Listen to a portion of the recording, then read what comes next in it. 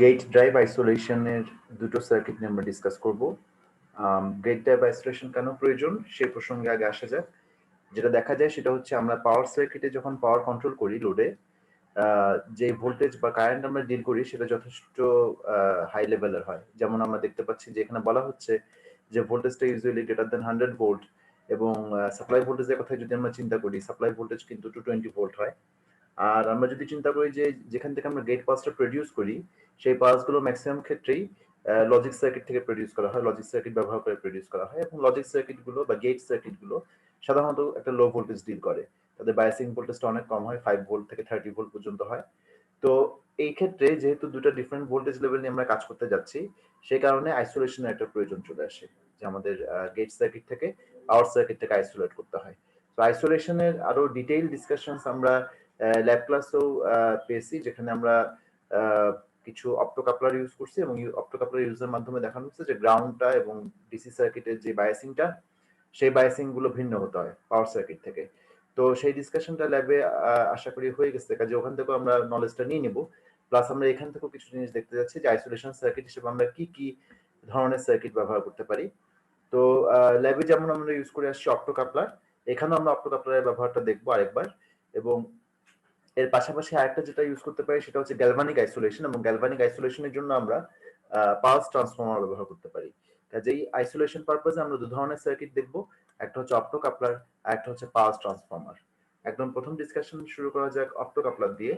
অপ্টোকাপলারের যে ডিসকাশনটা সেটা অনেকটা এরকম যে আমরা অপটিক্যাল আইসোলেশন করব। অপটিক্যাল আইসোলেশন পারপাজে আমরা যেটা করলাম যে গেট সার্কিট যেটা থাকবে, গেট পালস জেনারেশন যেটা সার্কিটের যেটা থাকবে, সেখান থেকে পাওয়ার সার্কিট হবে টোটালি সেপারেটেড। কিন্তু কিভাবে সেপারেটেড, তারা একটা ফটো ট্রানজিস্টর বা ফটো থাইরিস্টরের মাধ্যমে সেপারেটেড। সো এইখানে একটা সার্কিট আমরা ড্র করছি, সেটা হচ্ছে একটা ফটো থাইরিস্টর আমরা ব্যবহার করছি। তো ফটো থাইরিস্টরটা কিরকম, এখানে একটা ছোট্ট মডিউল আছে যেটা ড্যাশ লাইন দিয়ে দেখানো। এই ছোট মডিউলের ভেতরে আমরা কি করলাম, এখানে ডিসি বায়াসিং করলাম। ডিসি বায়াসিং করার পরে যেটা হচ্ছে যে যখন আমরা এখানে একটা ভোল্টেজ, ডিসি বায়াসিং বলাটা ঠিক হবে না, এখানে একটা ভোল্টেজ সিগন্যাল যখন দিচ্ছি আমরা, পালস যখন দিচ্ছি, তখন এই ডায়োডটা বা এখানে যে একটা এলইডি থাকে সেই এলইডিটা অন হয়। এটা কিন্তু ইন্টারনাল, এই ফটো এসসিআর এর ইন্টারনাল একটা কম্পোনেন্ট, এটা অন হচ্ছে। সো এটা লাইট এমিট করতেছে, এবং এটা যখন লাইট এমিট করবে তখন এইটা ফটো এসসিআর এর গেটে সেই লাইটটা যে পৌঁছচ্ছে। এবং যেহেতু এটা ফটো এসসিআর, এর গেটটা এক্সপোজড থাকে এবং লাইট সেন্সিটিভ, কাজে যে মাত্র এই গেটটা লাইট সিগন্যাল পাবে সাথে সাথে এই ফটো এসসিআরটা অন হয়ে যাবে। তো এই ফটো এসসিআরটা নিয়ে একটা ছোট ডিসকাশন আমরা যখন আমরা এসসিআর নিয়ে ডিসকাশন শুরু করি সে সময় করে আসছি যে লাইট অ্যাক্টিভেটেড এসসিআর। সো এটা সেই লাইট অ্যাক্টিভেটেড এসসিআর, এবং এখানে যখন গেটে লাইট পড়বে তখন এসসিআরটা অন হবে। যে মাত্র এসসিআরটা অন হবে তখন কি হচ্ছে, এই অ্যানোড এবং ক্যাথোডের মাঝে একটা কারেন্ট ফ্লো করবে, এই পাশে একটা কারেন্ট ফ্লো করবে, এবং এই কারেন্টটা যদি আমরা একটু খেয়াল করি, এই কারেন্টটা চলে যাচ্ছে হচ্ছে এই যে একটা সেপারেট পাওয়ার সার্কিট আমরা রেখে দিচ্ছি, এই পাওয়ার সার্কিটের এসসিআর এর গেটে। এই পাওয়ার সার্কিটের মধ্যে একটা এসসিআর আছে, এবং সেই এসসিআর এর গেটে কিন্তু এই কারেন্টটা চলে যাচ্ছে। ওকে, সো এই কারেন্টটা যদি চলে যায় তখন কি হচ্ছে, যেহেতু এসসিআরটা গেটে কারেন্ট পাচ্ছে, এখানে যদি পজিটিভ সাইকেল থাকে সোর্সের, সেক্ষেত্রে কিন্তু এসসিআরটা কন্ডাক্ট করবে। ওকে, সো এটার সঙ্গে সিনক্রোনাইজ করেই আমরা এখানে গেট পাস জেনারেট করবো, এবং গেট পাস পাঠালে পরে দেখা যাবে যে এই এসসিআরটা অন হয়ে যাচ্ছে। আমরা ল্যাবে যেই অপ্টোকাপলারটা ব্যবহার করে আসছি, সেই অপ্টোকাপলারটা ছিল একটা ফটো ট্রানজিস্টর। হ্যাঁ, ফটো এসসিআর না, সেটা ছিল একটা ফটো ট্রানজিস্টর। একটু যদি দেখি ল্যাব ম্যানুয়ালটা, ল্যাব ম্যানুয়ালের ভিতরে আমাদের এরকম একটা অপ্টোকাপলার আমরা ব্যবহার করে আসছি, যেটার নাম ছিল PC101। এবং PC101 অপ্টোকাপলারের ক্ষেত্রে এখানে কি হতো, এখানে একটা এলইডি যখন সিগন্যাল পেতো, একটা লজিক সিগন্যাল পেতো, বা একটা গেট পাস যখন একটা যখন পালস পেতো, সেই সময় এই এলইডিটা অন হতো, মোমেন্টারি অন হতো। এবং সেই এলইডিটা অন হওয়া মানে হচ্ছে এই সিগন্যালটা চলে যেতে হচ্ছে ফটো ট্রানজিস্টরের বেসে।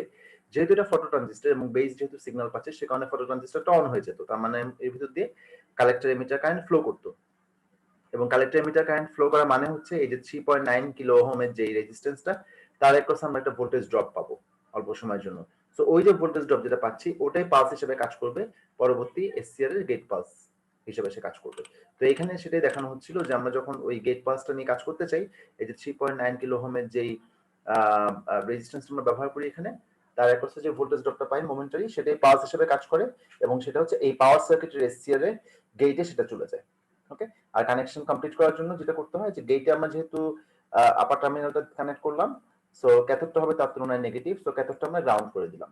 এই অপ্টোকাপলারের যে গ্রাউন্ডটা, তার সঙ্গে আমরা ক্যাথোডটাকে শর্ট করে দিই। সো এটা ছিল হচ্ছে ল্যাবে যে অপ্টোকাপলারটা ব্যবহার করেছি সেটা। সো এই ডিসকাশনটা আমরা এখানে সেরে নিলাম তাহলে যে অপ্টোকাপলার কিভাবে আমরা ব্যবহার করি ল্যাবে এবং আমরা থিওরিতেও সেটা দেখলাম। তো অপ্টোকাপলারের ব্যবহারটা দেখার পরে আমরা নেক্সট যে আইসোলেশনটাতে যাব সেটা হচ্ছে গ্যালভানিক আইসোলেশন, এবং গ্যালভানিক আইসোলেশন পারপাসে আমরা যেই ট্রান্সফর্মারটা ব্যবহার করি তার নাম হচ্ছে পালস ট্রান্সফর্মার। তো পালস ট্রান্সফর্মার খুব সিম্পল একটা ট্রান্সফর্মার। এই ট্রান্সফর্মারের 4 ধরনের অ্যারেঞ্জমেন্ট এখানে ডিসকাস করা আছে। আমরা যদি দেখি যে এখানে 4 ধরনের পালস ট্রান্সফর্মার ডিজাইন করা আছে। সো একটার পর একটা আমরা আসি। একদম প্রথম যেটা একদম খুব বেসিক যেটা পালস ট্রান্সফর্মার সেটা ফার্স্টে ডিসকাস করা যাক। প্রথমে আমরা যেটা করি সেটা হচ্ছে এই সার্কিটটার দিকে একটু তাকাই। এই সার্কিট মানে এ সার্কিট যেটা শর্ট পালস যেখানে জেনারেট করা হয় সেটার দিকে একটু তাকাই। কি হয় এখানে?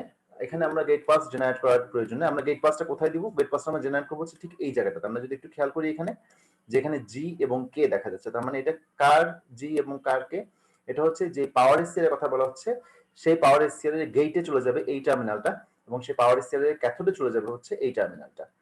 সো এখান থেকে এই সার্কিটটা ব্যবহার করে আমরা একটা এক ধরনের আইসোলেশন করব। আইসোলেশন কাদের ভিতরে? এখানে যে লজিক সার্কিটটা আসে, লজিক পালসটা আসে সেই পালসের সঙ্গে পাওয়ার সার্কিট, এই পাশে যে পাওয়ার সার্কিটটা আছে যেটা এখানে ড্র করা হয়নি সেটার একটা আইসোলেশন করতেছি আমরা, এবং সেই আইসোলেশন করা হচ্ছে এই পালস ট্রান্সফর্মারের মাধ্যমে। এখানে মাঝে একটা ট্রান্সফর্মার আছে। সো এটা কাজ করবে কিভাবে দেখা যাক। আমরা লজিক সার্কিট থেকে ধরে নিচ্ছি একটা গেট পালস প্রডিউস করলাম, এবং এই গেট পালস যখন এখানে আসবে সাথে সাথে কিন্তু দেখা যাচ্ছে যে ফার্স্টে ক্যাপাসিটরটা চার্জ আপ হচ্ছে, এবং এই ক্যাপাসিটর চার্জ আপ হওয়া মানে হচ্ছে ডায়োডটা অন হয়ে যাচ্ছে, এবং এই ডায়োড অন হলে পরে এই ভোল্টেজটা আমরা পেয়ে যাচ্ছি হচ্ছে এই ট্রানজিস্টর Q1 এর বেসে। যখন ট্রানজিস্টরের Q1 এর বেসে আমরা এই ধরনের একটা সাপ্লাই পাচ্ছি, তার মানে ট্রানজিস্টরের বেসের ভিতর দিয়ে এখান দিয়ে দেখা যাচ্ছে একটা বেস কারেন্ট ফ্লো করে, ক্যাপাসিটর যেহেতু ডিসচার্জ করবে বেস কারেন্ট ফ্লো করবে, এবং বেস কারেন্ট ফ্লো করা মানে হচ্ছে এই ট্রানজিস্টরটা অন হয়ে গেল। সো এই ট্রানজিস্টর যদি অন হয়ে যায় তাহলে যেটা বোঝা যায় সেটা হচ্ছে এইখানে যদি খেয়াল করি এখানে একটা প্লাস ভিসিসি দেওয়া আছে, সাপ্লাই ভোল্টেজ দেওয়া আছে। সো এই পাথে একটা কারেন্ট ফ্লো করবে, তবে সেটা কিন্তু খেয়াল রাখতে হবে মোমেন্টারি, কারণ ক্যাপাসিটরটা কুইকলি ডিসচার্জ করে যাবে। সো মোমেন্টারি একটা কারেন্ট Q1 এর ভিতর দিয়ে ফ্লো করবে, কালেক্টরের কারেন্ট একটা Q1 এর ভিতর দিয়ে ফ্লো করবে। সো যখন Q1 এর ভিতর দিয়ে কারেন্ট ফ্লো করবে তখন কিন্তু সেটা N1 হয়ে তারপর Q1 এর ভিতর দিয়ে যাচ্ছে, রাইট?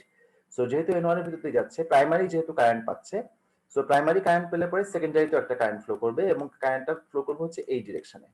সো এই ডিরেকশনে ফ্লো করার মানে হচ্ছে একটা গেট কারেন্ট কিন্তু আমি পেয়ে গেলাম, এবং এই গেট কারেন্টটা কিন্তু চাইলে আমি কোনো একটা পাওয়ার সার্কিটের গেটে, মানে কোনো একটা পাওয়ার সার্কিটের যে এসসিআর থাকে সেই এসসিআর এর গেটে আমি কানেক্ট করতে পারি, রাইট? সো এইভাবে এটা হচ্ছে ক্যাথোড, এটা হচ্ছে অ্যানোড, এটা হচ্ছে গেট। সো গেটে আমি এটাকে কানেক্ট করে দিলাম, এবং এরপরে পাওয়ার সার্কিটটা হয়তো কমপ্লিট, এখানে হয়তো পাওয়ার সার্কিটটা কমপ্লিট হবে, এখানে হয়তো লোড আছে, এখানে হয়তো তার সোর্স ভোল্টেজ আছে এরকম কিছু আছে।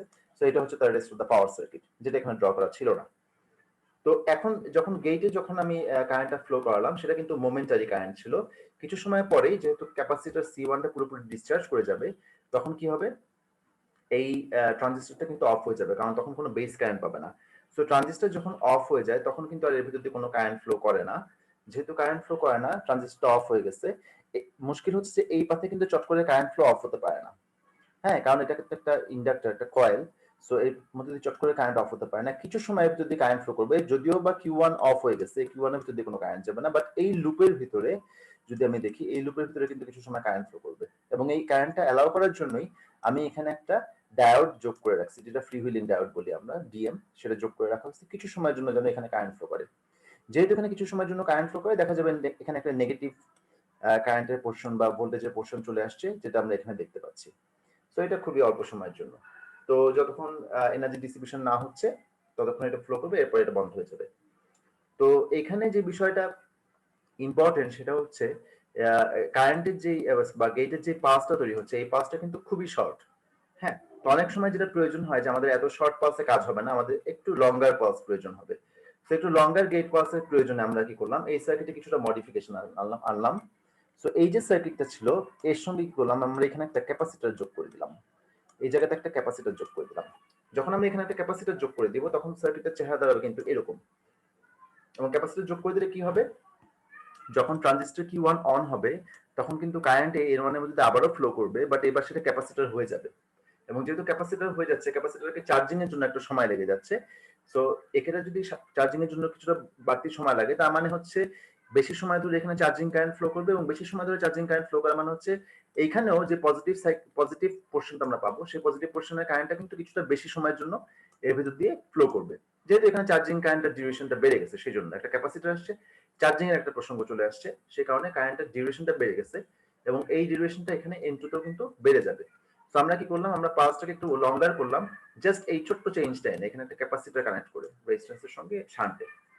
আচ্ছা, এই দুটো সার্কিটের পরে আমরা যদি একটু মনে করার চেষ্টা করি যে যখন আমরা ইন্ডাকটিভ লোড ব্যবহার করি তখন একটা প্রবলেম দেখে আসছি। সেই প্রবলেমটা ছিল যে একটা শর্ট ডিউরেশন পালস যদি আমি ব্যবহার করি, তখন অনেক সময় দেখা যায় যে একটা সাইকেলে পজিটিভ বা নেগেটিভ যে কোনো সাইকেলে সেটা হতে পারে, ইন্ডাকটিভ লোড থাকলে পরে সাপ্লাই ভোল্টেজের সাথে যে গেট পাসে যে সিনক্রোনাইজেশন, কোন একটা পাস সেখানে মিস হতে পারে, এবং এর ফলাফল যেটা হয় বিশেষ করে ট্রায়াকের ক্ষেত্রে, যেটা আমরা দেখে আসছি, যে ট্রায়াকের ক্ষেত্রে একটা পালস যদি মিস হয় সেক্ষেত্রে আমরা লোডে দেখা যাবে এসি পাঠাচ্ছি না, যেখানে এসি পাঠানোর প্রয়োজন ছিল সেখানে চলে যাচ্ছে ডিসি, যেহেতু আমরা পালসটা মিস করলাম সেই জন্য।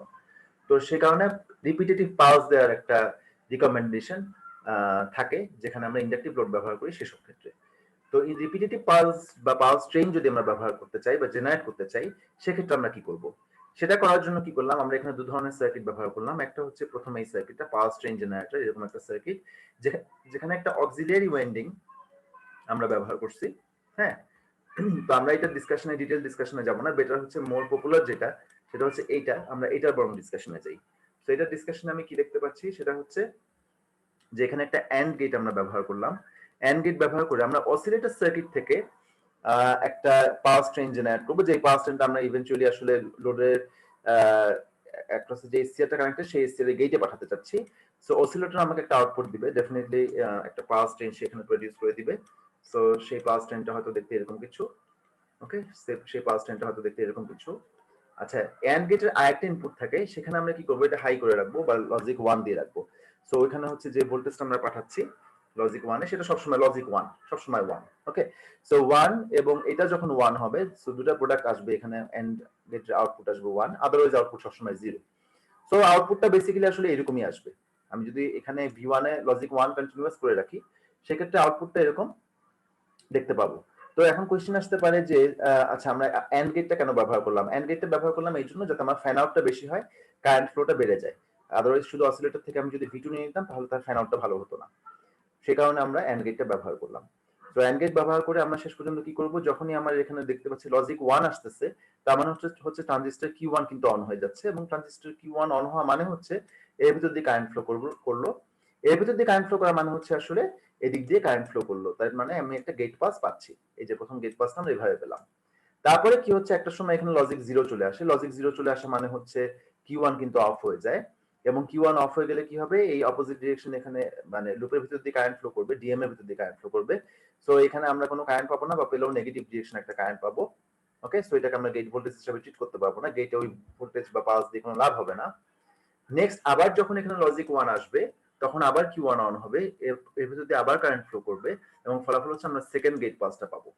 সো এইভাবে আমরা কিন্তু রিপিটেটিভ পালস পাচ্ছি, এবং এই রিপিটেটিভ পালসটা ইভেন্চুয়ালি তুমি যখন এসসিআর এর গেটে অ্যাপ্লাই করবা, তখন সে যদি প্রথম বা দ্বিতীয় পালসটা মিসও করে, এরপরে কোনো না কোনো একটা পালস সে পেয়ে যাবে, এবং সেই অনুযায়ী সে ওই সাইকেলের পাওয়ারটাকে লোডে কন্ট্রোল করবে।